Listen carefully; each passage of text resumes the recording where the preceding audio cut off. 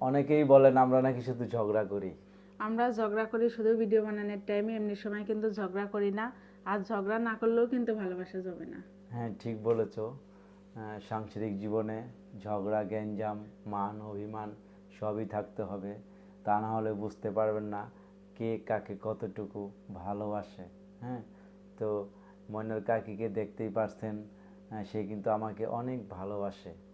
আপনারা ভিডিওর ভিতরে দেখেন অনেকটা সময় সে কিন্তু আমার জন্য খাবার রেডি করে রাখে, জানে আমি অনেক দূরে থেকে লাঞ্চ করতে আসি, হাতে সময় কম থাকে।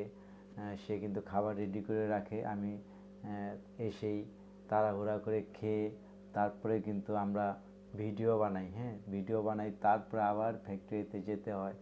তো ওই কারণে আমরা হয়তো আপনাদেরকে ভালো ভিডিও দিতে পারি না, অনেক তাড়াহুড়া করি, তো এরকম সময় পাই না। শুধু শুক্রবারে একটু সময় পাই, তখন একটু আমরা লং টাইম নিয়ে ভিডিও বানানোর সময় পাই।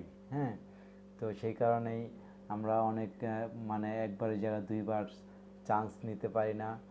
ওই জন্যই ভিডিওটি ভালো হয় না ভিডিওগুলা।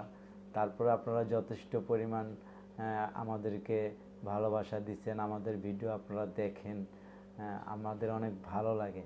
আপনারা আমাদের ভিডিওগুলো দেখেন, আমাদের অনেক ভালো লাগে। আপনারা দেখেন বিদায় কিন্তু আমাদের ভিডিও করতে ইচ্ছা হয়, এত কষ্টের মাঝেও কিন্তু করি। অনেক কষ্ট হলেও আমাদের মনে হয় না যে আমরা আসলে কষ্ট করি।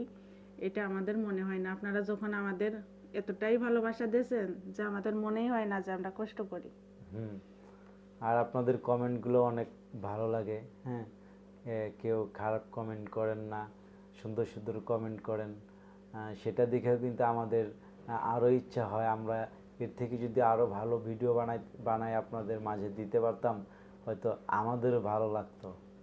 তো সবাই ভালো থাকবেন, আর চেষ্টা করবেন সবসময় যেন আমাদের পাশে একটু থাকতে পারেন। ধন্যবাদ।